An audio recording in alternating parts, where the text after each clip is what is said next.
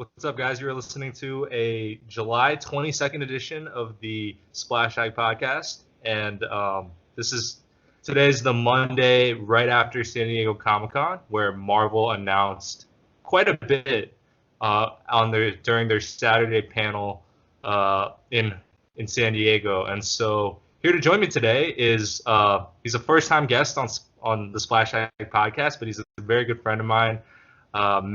Met him in college. We've been super tight ever since, and we've bonded a lot through the Marvel Cinematic Universe, and just the excitement and hype surrounding the big films like Infinity War and Endgame. So without further ado, I'm gonna welcome on Chris to the podcast. How you doing, man? Hey, I'm doing good, Matt. Thanks for having me. Yeah, glad to have you on, and I guess let's get right to it. There was a lot of Marvel news regarding just the future, their upcoming films / TV series. But I guess the first question I'll pose to you is what kind of caught your eye? I guess what either caught your eye, and that can be in reference to something that they announced or something that you were surprised that they didn't announce. Sure. Okay. So I got to preface this answer with the fact that I was following Infinity War Endgame, the whole Phase 3 very closely with you, Matt. And so all the attention I'd put on Marvel was really focused on wrapping up that story, and every theory video I was watching, trying to keep up with that. And once Endgame came out, I needed time to emotionally recover. And so, frankly, I hadn't really been focusing on what they were going to do with Phase 4 because the book was just wide open with all the possibilities. But I gotta say, I'm really, really excited about some of the things that they're doing. I'm really excited to see Doctor Strange coming back. I knew it was gonna happen, but I think it's cool that they have Wanda coming into play with that. She'll play a big role from what I hear. Also, Thor, Love and Thunder. I mean, those are the two main answers. Those are the mainstream guys. But absolutely, really excited to see that. I have some pretty interesting thoughts about both those movies. Maybe later on we can talk about that or whatever. What about you? Did you feel the same way? Yeah, I mean, so to kind of piggyback off of what you were saying, I too was so, all the videos, all the predictions, all the analysis, all of that was all that I had done in the past. The 18-minute YouTube videos that we were watching. Yeah. All of that was, in anticipation for Endgame, and like you said, the way Endgame played.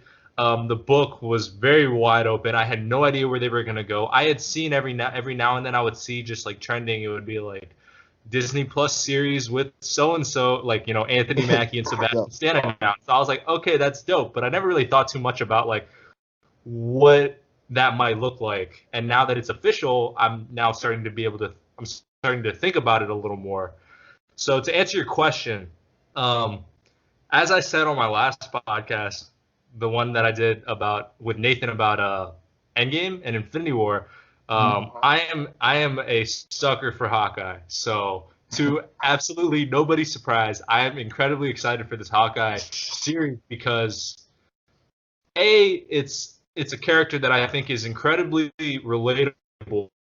No, there's nothing crazy, nothing unrealistic about the character. Played by a great actor in Jeremy Renner, and I really liked what we got from him in Endgame, but it also did feel a little bit because there are so many characters in that story of Endgame, it didn't feel like we had gotten everything we could see from Clint, and so it felt like there was still a lot of story to be told, and that's what we're going to get. We're going to see more of him as Ronin.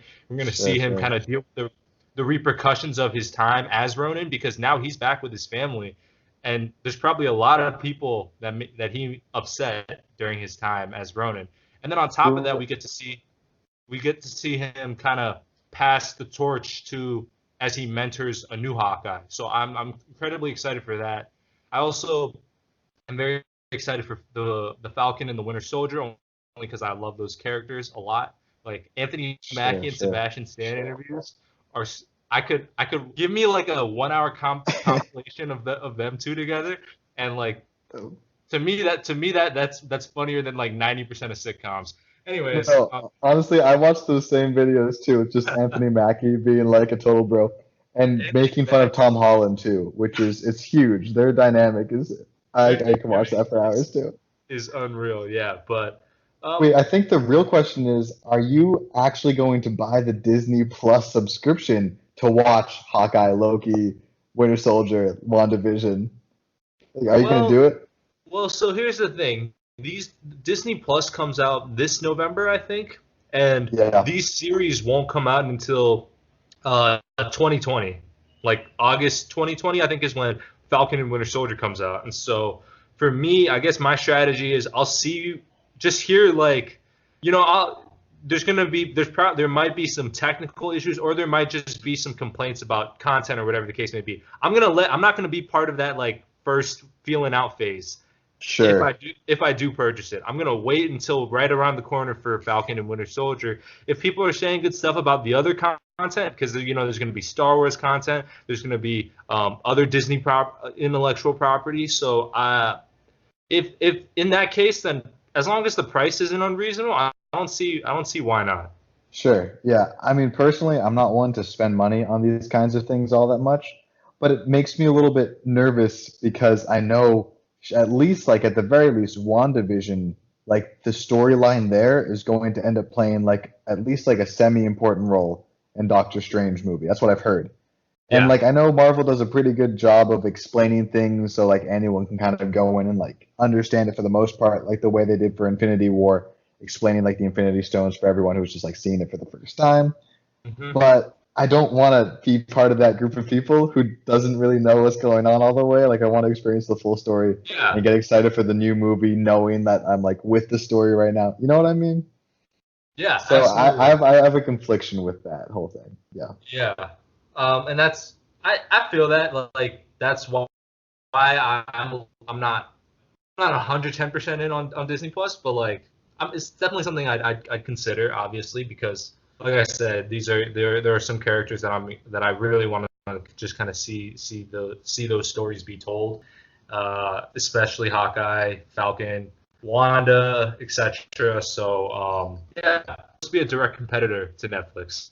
Okay, well that's just smart business to like roll out with like 4 big shows like that right after they came out with Endgame, which is now the highest grossing film of all time. Yeah, man. Not adjusted for inflation, but I think it's just a smart business move on Disney's part to do that. I don't know.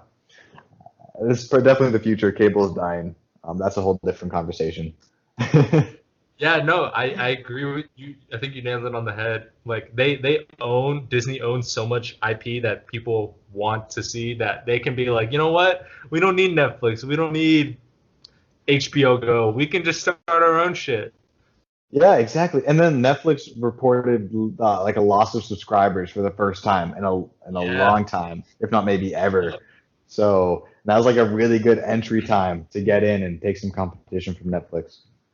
Yeah, I saw that actually. It was granted these projections are just projections, but I saw that the losses for Netflix could amount to about 17 billion, which is absurd. Oh my God. Yeah. Are you serious? Yeah. It's just in an article I read. But still, like, I didn't even know they were like. I knew it was a successful company, but I didn't know they could like lose 17 billion in like 1 quarter. That's crazy to me. Yeah. Anyhow, Yeah. To transition away from the TV series and more so on the movies, more specifically what they didn't quite announce. What did it surprise you that Black Panther 2, Captain Marvel 2, Guardians of the Galaxy 3, and these films that were basically just sequels to very successful films that we had for characters we had already seen? Are you surprised that those were not announced? Absolutely. At first, I was. Yes, I was expecting to see those movies out. And I was really excited for those. But then I started to think about how they like to do it in the MCU, and that's like build a really nice long narrative. And I think if they save like their big guns for Phase 5, and they use Phase 4 to like very nicely introduce like the big bad, the way they did in Phase like 1 and 2, like with Thanos and whatnot, like overall, I think Phase 5 will be like much more impactful and like more interesting because it'll have like those bigger movies they'll have be like a nice introduction with the big villain, and then that will all kind of like unfold together with like the characters we like know and love a little bit better. You know what I mean? Yeah, I definitely get that, and definitely like agree. Like initially, I was like, "Whoa, so are these just not happening?" I'm surprised. Yeah. They're not that they're not happening, but are they not going to be in Phase 4? Turns out they're not, confirmed by Kevin Feige, which initially surprised me, but at the same time, they are rolling out so much content that it's like, okay, you take a step back and you're like, okay, maybe, like you said, maybe you don't push everything out as soon as possible right away for for your audience. So I definitely understand it now that I've had a couple days to just kind of think about it. Yeah. So I guess that those projects, as well as Blade, which they just kind of teased, are going to be in Phase 5, it looks like. Yes. Yes. But if you think about it, it's only going to be 2 years. Which Yeah. it's like a lot, don't get me wrong, but at the same time, in the grand scheme of things, like that makes sense. They're going to save some of the movies for later on, and like they can introduce some more plot lines and get a more intricate story going in the meantime. You know? Yeah. I don't think we're even ready for like the big bad just yet. You know what I mean? We still have to digest Thanos, I guess, Yeah. like mess around with some smaller villains here and there, and slowly introduce whoever you think is going to be, but yeah, whoever the big villain will be. Yeah, and like on top of that, they also have the X-Men and Fantastic Four properties now. So it's like there's a lot of stuff they can do, and so it makes sense for them not to just right off the bat, shoot all, use all their ammo. Absolutely, yeah, it's a good point. I do think it's interesting. If you look at let's take the Disney Plus series out of it for a second. Sure. If you look strictly at the movies, if you look at like the order in which they're going to be released, it starts with Black Widow, which is going to be a prequel. So this is like pre-Endgame, so it's not really relevant to not that it's not relevant, sorry, but it's not in this post-Endgame world. Sure. Then the one after that is the Eternals, which I and I'm sure most, even like serious MCU fans, I don't know what that is. I don't know what that really entails, if I'm being honest. And these are characters that are, frankly speaking, unknowns, and I trust that Marvel knows what they're doing. So I think I trust Marvel with what they're doing, considering what they've been able to do with lesser popular characters, such as the Guardians of the Galaxy. People forget that before Guardians of the Galaxy 1, that was not a hot commodity. People were not getting hype about, a talking tree and a raccoon. No, they weren't. You're right. Yeah. So That's the point being, a good point. so you start off with a prequel. You go to a less tested, or just more of an unknown in the Eternals. Yeah. Then after that, their next film following that is The Legend of Shang-Chi, which another unknown. So I think it's interesting that they're starting off. That's kind of how they're starting off with their first three films. It's either pre-Endgame or a lesser known IP. Yeah, no, it's a good point. And like now's a pretty good time to introduce those kinds of things because they have so many people hooked on the Marvel Cinematic Universe, and they trust, like like you said, like we trust Marvel to do something good with these films, and so they can introduce these characters we're not even that sure about, and like we'll go watch the movies and we'll probably end up loving them anyways. The thing is like they casted like A-listers for the Eternals movie, like Angelina Jolie. Yeah. It seems like they're putting a lot of like money towards it in the sense where it might play a major role going forward. It won't just be like a standalone film or anything like that. Yeah, and there's another actor I like in the Eternals, Kamal Nanjiani. He's on the show Silicon Valley. He's a really funny guy. But anyways, I think Angelina Jolie's also directing it, isn't she? Oh, actually? I think. Don't quote me on that. I think she's directing it as well. Let me Google this. Yeah, I'm on it too. I'm gonna fact check that because I have Chloe Zhao. Oh, sorry, you're right. I got Chloe Zhao as well. Damn. Well, that's just Google. We don't know. It could be Angelina Jolie. Let's see. Does So she wait, direct movies anyways? Does she? yeah. I think she's a director. I Like, mean, it wouldn't surprise me because isn't like the thing every actor wants to be a director? Isn't that the whole? yeah, Chris Evans wants to be a director.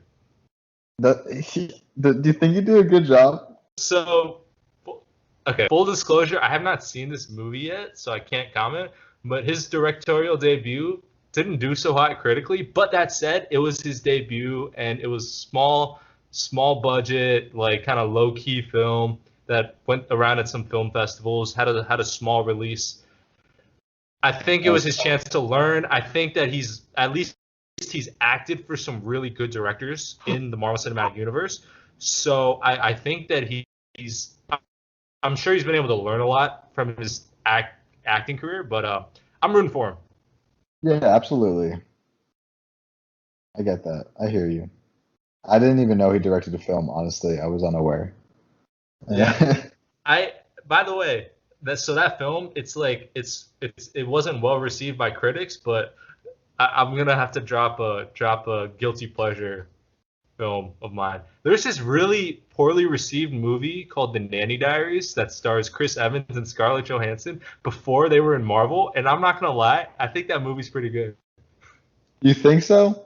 Or do you think I think it's so because of the plot or because you love the characters so much? Well, I love those actors, but on top of that, I think it's a very heartwarming story. Like it's not some tremendous plot. It's pretty predictable, but like I watch it and I feel good. Like I enjoy what I'm entertained and I feel good. Like I feel like uplifted. Okay. And I think that's a good thing. I think that means the movie's done a good job. Because if it were, No, absolutely. yeah, but You're yeah, right. And that's but you have such like a refined taste in movies, and like I know you like buy into like Marvel like I do, and they're great films, but like they're also like superhero movies, and there's the whole stigma behind that. But you're like really into like the other types of like critically acclaimed films and whatnot. So the fact that you can like support a movie that has a 34% on Rotten Tomatoes, I mean, it's like worth a watch probably, in my opinion. Like if that's what you say, you know? now. Okay, yeah.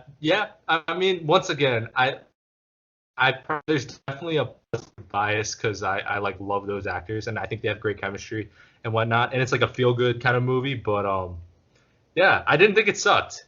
I guess that's the bottom line. I didn't think it That's sucked, that's and Matt Ho's review.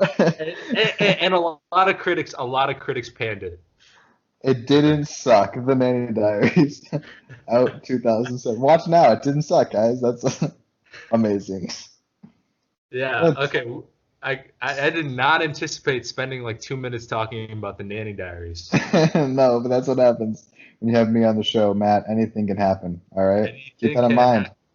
Yeah. The world is a mystery. Speaking of anything happening, you're gonna love this transition. Smooth It, transition. Let's hear it. it looks like the Loki Disney Plus series is going to be in that kind of branched universe from that they set up in Endgame, where Yeah. it looks like a lot can happen. So what are you? I'm just curious. Like, is of the Disney series, like which one are you looking forward to the most? And is Loki up there? Okay, that's a really good question. Here's the thing. I am excited for the Loki series, but we have to keep in mind that this is 2012 Loki that we're going to be following. He didn't have any of the character arc that we saw in Ragnarok or in any of the other movies because this was like right after the Chitauri invasion, and he just dipped. So he's Yeah. still like evil Loki, and we're gonna follow him around. Like we're gonna see how he develops in this alternate universe. So I Yeah. want to be excited for that film, or sorry, the series, but at the same time, I didn't really love like Loki when he was just like a bad guy. I liked him when he was like messing around with Thor and Ragnarok and whatnot. You know what I mean? Yeah. So we have to consider that. I definitely agree with that. I like you said, like my favorite Loki is like Ragnarok slash the brief contribution of his, but big in Infinity War. Yep. And but I do think it's a very interesting because I do think it's a really interesting concept because when they do the time heist in Endgame, what the big question is like, well, what if they change up, major events? And it's like the big thing with time travel, right? It's like the butterfly effect. It's like doesn't a change in one small thing have like a bunch of ripple effects, however small, however large, that eventually impact a bunch of other stuff. So I do think that the fact that they can toy with that concept is very interesting. Yeah, that will definitely be cool. They'll Is definitely is they have so much attention to detail these days as well. So they'll be placing I'm sure Easter eggs here and there, small changes for the true Yeah, fans. That'll be yeah. fun to watch out for, to analyze. I can tell. I can already see the 17-minute long YouTube videos being made on each episode. Yeah. Um, so I guess my question to follow up on that is like, of the Disney Plus series, which one really caught your eye? Yeah, I really like the name WandaVision, first of all. Um, Yeah, that go was on. the one that visually caught my eye, actually, on the Instagram page when they released all the things. And then I learned a Okay. little bit more about it, and I found out it was going to be taking place after the events of Endgame. Yep. Which is like, ooh, what's going on there? Like, is it a different vision from a different multiverse, or is it a vision that was re-uploaded to a different body because they had his AI backed up to some Stark's database or something? You know what I mean? I'm not entirely sure where they're gonna go with that, but that I thought was the most interesting concept to me. Just like the general premise of how they were going to set that up. I was excited to Yeah. see how that panned out. I don't Yeah. know.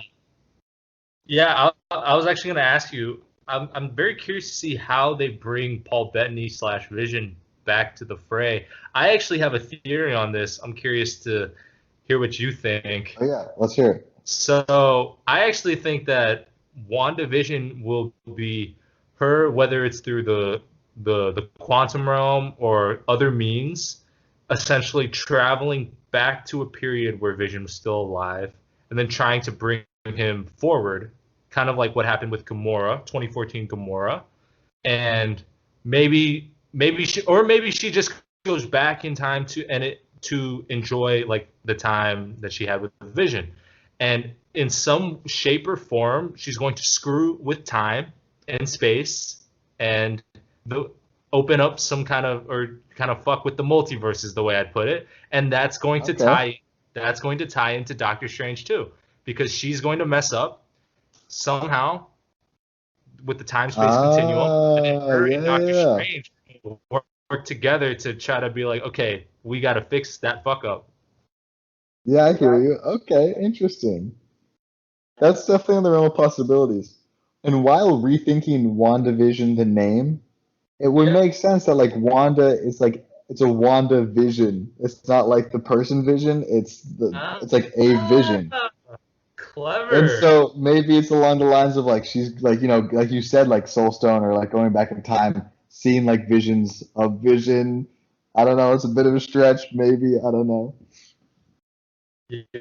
It Um, could just be a pun or something like that. We don't know. We have no way of knowing yet.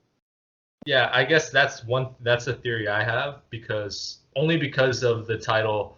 What is it? What's Doctor Strange 2's title? Isn't it Masters of the Well, Multiverse? it's Multiverse of Madness. Multiverse of Madness. So it sounds like there's a multiverse there, and it sounds like it's not peaceful.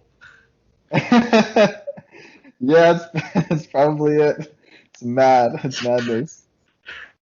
It sounds yeah, but it sounds like there's some kind of issue with the multiverse, and so that's what prompts me to believe that, especially Yeah, considering it's gonna come out right before Doctor Strange 2 and lead up to it. So I don't know. In some ways, it's like it makes sense for that to happen chronologically. sure, sure. Yeah. Okay. Interesting. Interesting. I think the fact that it's a multiverse now, though, means that they'll have a very nice way of tying in other actors that maybe are no longer around, you know? Yeah. I think the fact that they're gonna keep the multiverse around means a lot because like I think there'll be room for surprises in the future. Like maybe we'll see like Angry Hulk again one of these days instead of Professor Hulk, you know? Because he still has one Yeah. movie left on his contract. How they're gonna tie him in? I don't know that Yeah. they would waste it on like a cameo like of Angry Hulk, but I think it'll be cool. Like maybe Robert Downey Jr. will come back for like a line or two just for fun, like the same way Stan Lee did cameos. You know what I mean? Yeah. I don't Yeah. know. I guess I definitely see that. I do think one thing that's interesting, and this isn't totally related, but since you mentioned Robert Downey Jr., he recently went on some podcast, I think, or it wasn't a podcast actually. It was like a YouTube. It's like an official radio show or something of that nature, where this he was talking to this guy about post Marvel, like life post Marvel. First off, it made me really emotional, but second off, it seemed like he was making an effort to kind of say like he was going to distance himself just because for obvious reasons, right? Like he's got to find new projects, and at the same time, he doesn't want to if he doesn't want to overshadow what Marvel's going to be doing in the future. But I just find it interesting. Like, I wonder if he would come back for a cameo, considering that it seems Yeah. like he's trying to maybe distance himself a little bit from the character. Yeah, that's a good point. I mean, frankly, like career-wise, it's probably best for him and for Marvel to keep him out of the scene for a little bit. Um, However, although what you said makes perfect sense, and there's no logical thing I could say to argue against it, what if it's all a conspiracy to have Iron Man come back like in Phase 5 for something and like spit some wisdom at Tom Holland or something to help him defeat like a bad guy, and when no one sees it coming because like you know what I mean? Because he like tried to distance himself from it. I'm still gonna hold out. I'm gonna wait for that one moment where he comes back because there's no way he's gonna retire forever. You know what I mean? So I'm just kind of hoping for that, but I don't think he'll play like any major role in any of the films in the future. You know what would be batshit insane is let's say okay, so it took up to phase 3 to really get into this Thanos storyline, right? Hmm. Let's fast forward to maybe phase 6, if we're being generous, maybe 7, okay? Okay.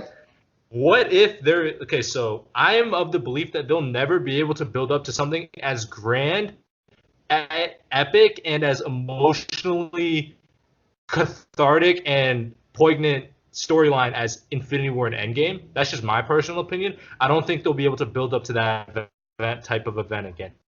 But let's say that they hypothetically do. Wouldn't it be so fucking dope as shit if if let's say I don't know some character like Spider-Man channeled something like the Soul Stone. Doesn't have to be the Soul Stone, but something like the Soul Stone, and he could fucking talk, and he gets kind of like that scene where Thanos talks to young Gamora, and Gamora's Yeah. obviously dead. But instead, it's like Peter, and he sees or he sees Steve and Tony and Oh whoever man, else. Whoever else. Okay, this is incredibly down the road. I'm just floating that out there. that would be so interesting and so cool to watch. And like they would probably do it for the fans in the first place. Like maybe by the end of it, I could see it tying in somehow. But here's the thing: you said there's probably not going to be a movie as like emotionally cathartic as Endgame was in that regard, or is like that suspenseful or serious to us. And like that might be the case. But at the same time, if you just like what they're doing now is like they're introducing like characters we don't know yet, and like they're on characters we already like a lot, and each character is getting more likable with every film. If you give them 10 years and like we are still hooked on all these movies, like there's a chance, especially if there are people who got into the Marvel Cinematic Universe because of Infinity War and Endgame, and they didn't start watching it until those movies came out. They didn't like follow the 10 years prior. If they're just getting invested now, it might be the same type of emotional arc. especially because they have even like a better formula for movies now. They let the characters like really bleed together with the actors' own personalities, and they know how to make characters more realistic in the sense where they have like their flaws that are more relatable in some cases and human. There's no like Superman type characters, and they kind of had that with Thor for a bit. Honestly, like you didn't really find his flaws, you didn't really like him in the first movie or two, and they helped him do that and became likable by like leaving the actual Chris Hemsworth character. And so they are going to like start running with like this incredible formula and all these beautiful plots and new characters that I'm sure everyone's going to end up loving for the most part. And if they do that for 10 years and then they just like kill off like your three favorite characters basically like they do in Endgame, then like that I feel like that would have the exact same like kind of release. I think that's what they're gonna go for too. I bet they already have like the majority of it planned out, like all the way out until like 2029. But that's just my thought. I think they can do it because they've done it before on like honestly like a lot less. There's the bit of the Genesis factor is like they started something and because of that they have like a little bit more emotional control over our hearts because they came out of nowhere. Um, I see what you're saying. And like, yeah, I agree to the extent of what you're saying. Like, yeah, like you really can't compare to those characters, like the original Avengers. Um, and so maybe, I mean, like people at Marvel are smart enough. Like they definitely have like the same thoughts that you have, and I'm sure people might have had the same thought I had. I don't know, but like I bet they'll find a way around it so like the parallels won't be the same in the final like actual climax of the battles. It won't be like the same type of like sacrifice and people dying. I think we'll watch more of the character arcs and they might unfold in a different manner. You know what I mean? Um, but overall, it's a good point you have for sure. Yeah. Yeah, and like I said, it's not that I don't think they can do it. As as someone who's been, you know, following these movies for so long, I just don't set that to be the bar. Say like if they follow that, then they've not done their job. You know what I mean? Yeah. No, I hear you. It's a good point. It's a good point. I don't want to get my hopes up though either, frankly. I mean, like we can sit and like talk about the future and like the integration of the Fantastic Four and all those other characters that we already like, and like expect something to be the same way. But I think it's probably just safer to enjoy the ride for what it is right now and not expect too much. You know, it's probably better to just assume that they can't do it and then be Yeah. pleasantly surprised and that they can do it and when they don't do it, you know. So we'll see. But you Yeah. think it's gonna be another three-phase story arc carryout? Or they're pumping out these movies like a little bit faster, like phases are coming like this is like a 2 year phase, you know? So do you think it's just gonna be like 6 years and they'll have Yeah. like another type of Yeah. climax? Or are they gonna maybe do like more phases? What do you think? I don't know. My thought was that after Endgame, they would be able to tell more kind of contained stories, as in there's a little less crossover, a little less like everybody's at stake, that kind of thing. I'm sorry, I lost your Matt. One sec. I just Yo, the connection's a little off. Yeah, it's tough coast to coast, man. All the way out All here. right, can you hear me? I kind of can. Do the fans know where you are right now? All right. Uh, uh, if I haven't mentioned, I mean, they know I'm on the West Coast. Okay. Do you plan to Yeah. keep that? Do you plan to keep that a Oh, secret? no, not really. I'm having a great time in Seattle. Okay, nice, man. Yeah, good for you. Let the people know. They want to know who their glorious host is. No? You're too kind, Chris. No, no, no. I'm not too kind. This would be too kind. So the people at home who are listening must know that not only was it just an absolute honor to be asked by Matt to join this podcast, you guys don't know this, but Matt is like one of the most incredibly loyal friends you could ever meet. So even if I didn't want to do this, like just out of pure loyalty of friendship, like it would just like I owe him 1,000 times over to do anything he asked me to, just because he's the kindest person. Um, so thank you, Matt, for having me in the first place. I do want to be here, but I just want everyone to know, like, you're a great dude. I don't know if everyone knows that back home. I don't know how much you've really talked about yourself on the podcast, you know? Well, Oh, you're foremost, thank you flustered for now? being. You're red-faced right now. You don't know what to do. Look, first and foremost, thank you for being on. Uh, Furthermore, thank you for all that.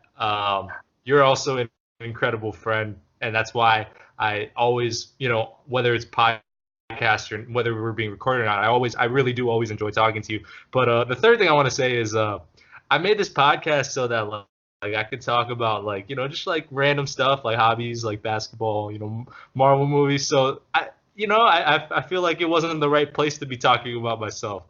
Just to That's a good kind point. of That's a good point. yeah. I don't know. I Well, know. just like Okay. this Yeah. might not be the best place to ask, but like, do you like have a clue? Like, how many people do you think listen to these guys per week? I do have metrics on a couple of the places where I upload the episodes. So I do have a gauge. Obviously, Okay. I would love for that to grow, but So you have like people that you know listen, and I mean like those people should know who you are. You know, you're a good guy. They'll like you. They'll listen more if they like I invest in the character of Matt. You know what I mean? I appreciate that, Chris. No, Um, I don't know a single thing about podcasts. I don't even know what I'm talking about. I'm just talking. um, what was I? I was gonna say something. Do you have more Marvel conversation starter topics? Because man, I don't know all that much about Phase 4. I don't even know what else we could talk about, frankly. I Shang-Chi, was he's yeah, cool. I yeah, like the idea of that. Getting diversity in there into the podcast. I like that. Oh, and apparently they're bringing back the Mandarin. yeah. The real Mandarin this The, time. the actual terrorist, not like the coked up actor version of it. So that's going to be fun. Yeah, yep. That'll be very interesting. Just maybe that's where they'll tie in some of the stuff from Iron Man 3 and maybe use some stuff for like a quick cameo archive footage of Robert Downey Jr. Yeah, wait, yeah, that's a good point. There's a chance. Yeah. I other than that, I really don't know much about, Shang-Chi, And but speaking of diversity though, I believe one of the Eternals characters is going to be deaf. like actually deaf or like movie deaf? What do you mean? I think the Like is character the is going to be. actor or actress they Oh, chose he or she deaf or no, no, no. The character is supposed okay. to be deaf. I was gonna say, well, how are they gonna? Man, I don't know sign language. How am I supposed to keep up? I don't know. That's a great question, actually. I don't know too much myself. I just know that Kevin Feige said that it was important for them to like naturally, not like forcefully, but like kind of naturally like make sure that not all of their characters were the same, like in terms of their appearance and person. I don't want just a bunch of super strong, good looking, 6 feet plus Yeah, Caucasian males to just dominate your screen. So I do think that they've had a lot of films, and so that's why, like you said, or like we've kind of touched upon, they can take it with a lesser property that can be played by or can represent a different part of the human demographic. yeah. And just to carry off that, this is honestly should have been like one of the starting talk points because it's like pretty big news.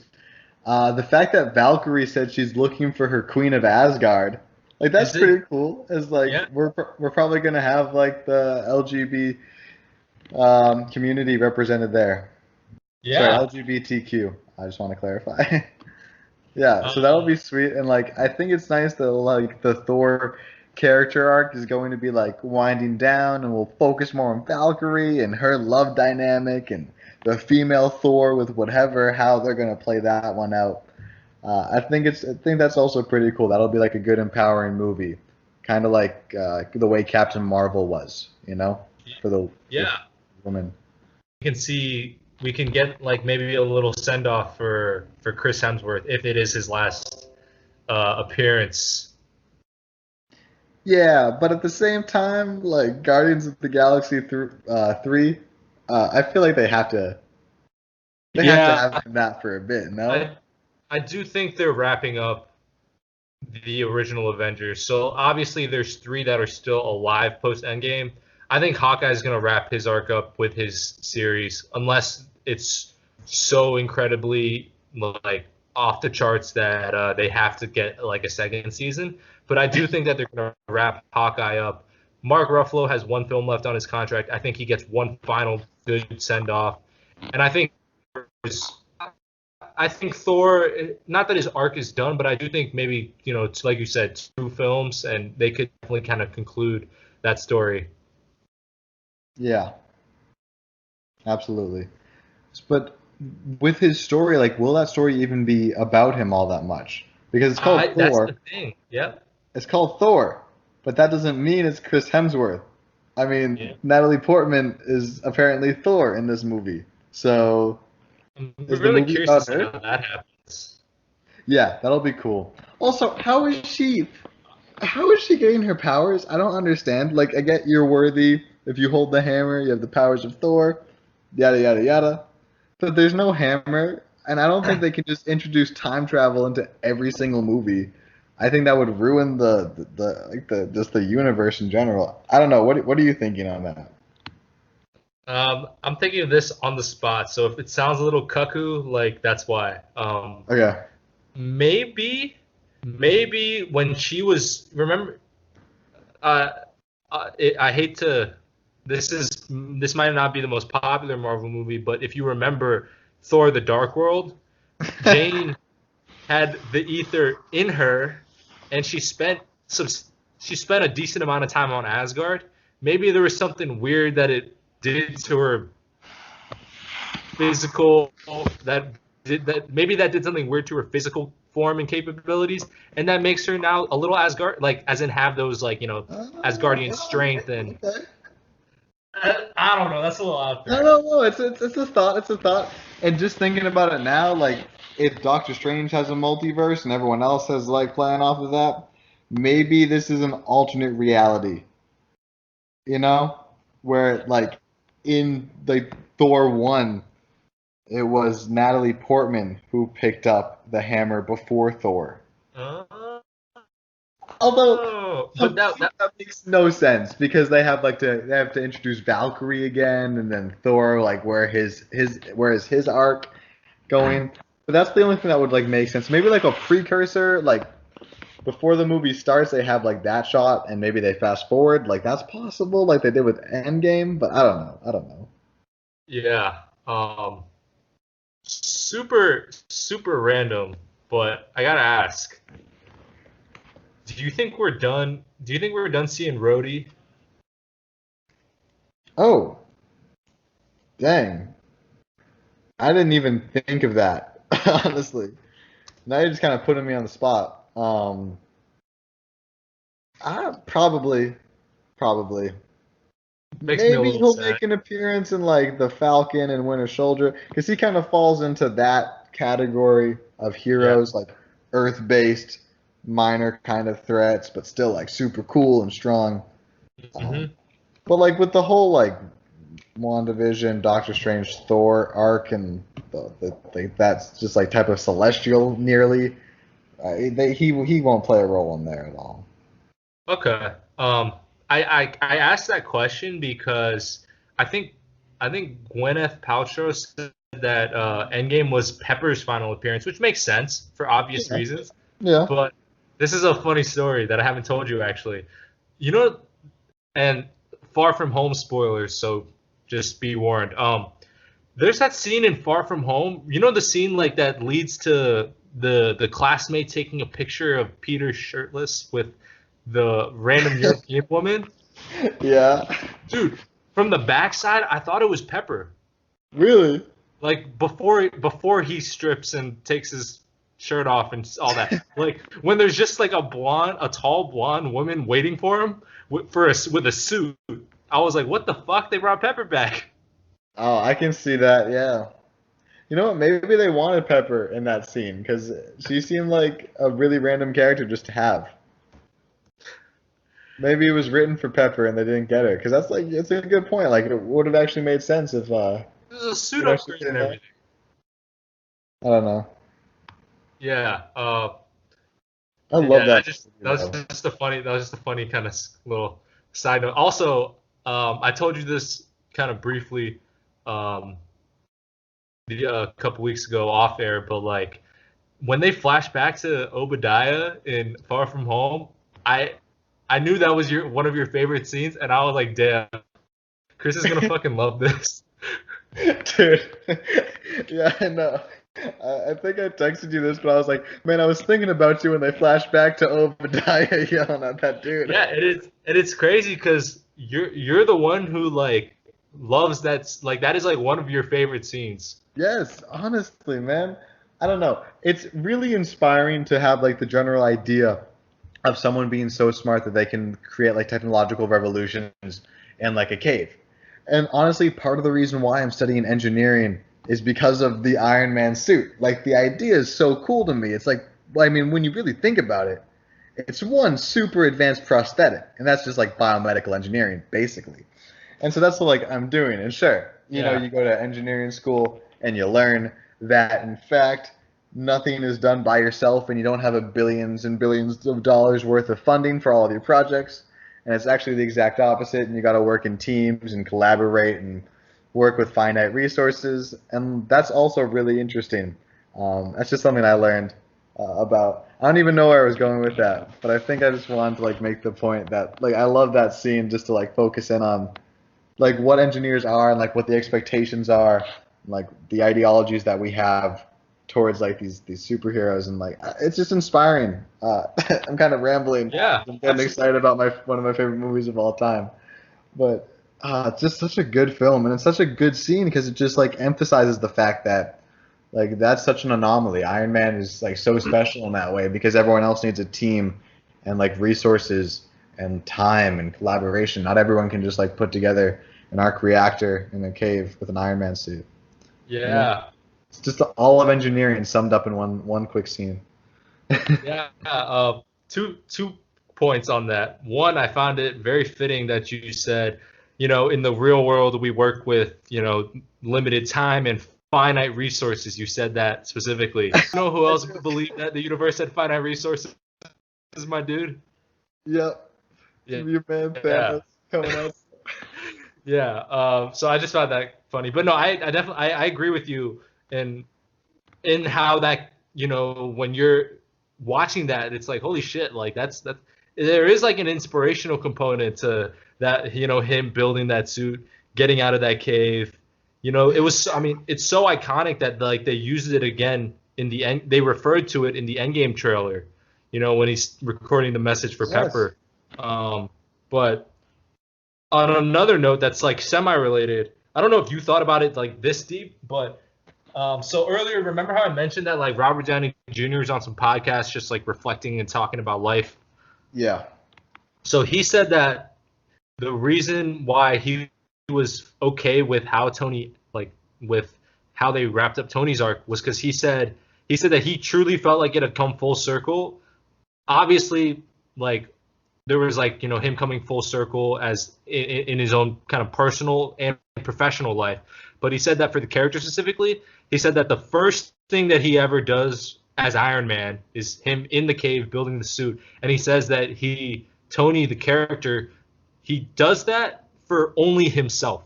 He builds that suit the first suit that he ever builds is for himself. It's so that he can live and then enjoy his life, right? Yeah. Then you think about why does he build the final suit? He builds the final suit because he expects to die, but it's for everybody. It's for the good of everybody else. Damn, I just got goosebumps. You can't see them, But that makes perfect sense. Oh, that's chilling. Like I knew Tony's arc. Like I was telling you before the movie started that I thought Iron Man was gonna die, and I thought he was gonna do the snap to undo the snap. I didn't think it'd be like a two-part snap, whatever. But I saw it coming because I mean, like he just couldn't go on. Like he was just tormented so definitely, and if he was still around, like his character wouldn't be completely solved because they would introduce the next big villain, and he'd still be like upset with that, and he'd have to stop that. So I think like exactly what you said, like building the suit for everyone and making the ultimate sacrifice and saving the universe, like that's the way to wrap up a character. Like he can finally rest. Like Pepper nailed it. Like that was such a good line. I don't know Yeah, if everyone caught it. Like he can rest. Like it's over. He doesn't have yeah. to worry about everything now. I do. I had never thought of it that way. Where the way Robert Downey Jr. put it, he says the first suit is just for himself, and it's so that it's because he wants to live, and then Yes. the last suit is like he expects to die, but it's for everybody else. It's like, Ah, whoa, that is cool. Like it's so cool. talk about a 180 I coming know. I full know. circle. Like, yeah, I hadn't thought of that. Like, obviously, kind of like you outlined, like for it doesn't take an expert to realize how his character kind of comes full circle, but like to when it's phrased that way, I'm like, holy shit, like that's really cool. No, exactly. And what's just incredible is that like there are few characters that I feel that my maturity has followed like its own arc, but like simultaneously in like different ways with like other people. Like for example, like Mac Miller as an artist, I felt like he matured a lot from his like early type rap. This is a different topic, but like his early type rap to his last album before he passed away. It was very emotionally secure, and he was very aware of himself. And I think the Iron Man character was one of those like people in my life that like I felt like I almost matured with, in the sense where like I too was a lot more like arrogant and self-centered when I was like a little teenager, like a little shithead. And I mean, I'm not saying like I'm as altruistic as like the final Iron Man, like sacrificing his life for everyone, but like I do feel that I've become like more good-hearted in that way, and like I've followed his arc with him, and just to have a character like that in your life, it's just it means a lot. And even though it's just a movie, like just to hear you say like yeah, that was his arc, that's what he was doing, and it's like nice to have like the reassurance, like yeah, like that was like the character arc. That's like a good development to have. That's something to aspire to be, you know? Yeah, yeah, and like I'm absolutely with you. Like just because it's a movie, and yes, there's not perfect parallels and whatnot, but that doesn't mean you can't, take small things and that you observe from, a fictional character and then learn from that or reflect on that and be inspired from that. And I think that's what's really cool is that like, yes, these are a lot of these scenes are shot, there's a blue screen or a green screen, and a lot of it is stuff that it's probably not going to happen in our lifetimes, but it's like there's still very human moments and teaching points that you can walk away feeling inspired from when you watch these movies, which is what I really love about the storytelling that Marvel does. Absolutely, absolutely. I feel the same way. Yeah, Yeah. and dude, wow, bringing up Mac Miller, like I hadn't thought of that, but it's like shit, pouring out Yeah, for Mac. that's yeah, he's the man. Honestly, I still love his music. It's and I think it's really important to have those characters in your life, and even if it's just like the idea of the characters or like their work, it's you don't always need to know the person exactly to like Right. relate to that or to tell yourself to change or to be inspired by someone. It's like sometimes all you need is the idea, and as long as it's in the right place and your heart's in the right place, then by all means, like go for it. You know? Yeah. Wow, this has been a way more, I don't even know, like way more like reflective and like poignant episode than I anticipated. Well, that's man. You get me talking for an hour. I'm gonna say something half insightful. Like that's just laws of nature. A broken Chris, clock is right twice a day. Is that not the case? Chris, Chris, you're always saying insightful stuff, my dude. Oh, you're full of shit. But thank you. Appreciate it. Wow. But yeah, we're hitting about the hour mark. I don't want to hold you up too much longer, so I don't really. I feel like that's a pretty good place to stop it. Honestly, that's how I feel. Yeah. So I just want to once again thank you for being on the podcast. I'm positive that I would love to have you back on. So if you'll you want to be back on, Yeah. your door's always you're always more than welcome. I'm sure there's gonna be more topics, not just Marvel, but just like there's a lot of stuff that you and I could record, have a conversation about, record for 60 minutes. So once again, Absolutely. yeah. I would love to, my man. This was a great time. Yeah, so once again, I just want to say thank you, and to the listeners, I want to thank you all for listening. Please, if you haven't already, please subscribe to the SplashTag Podcast on whatever medium you're listening to it on. Once again, I want to thank my guest Chris today for joining me, and we'll see. You'll hear from me and Chris very soon. Yes.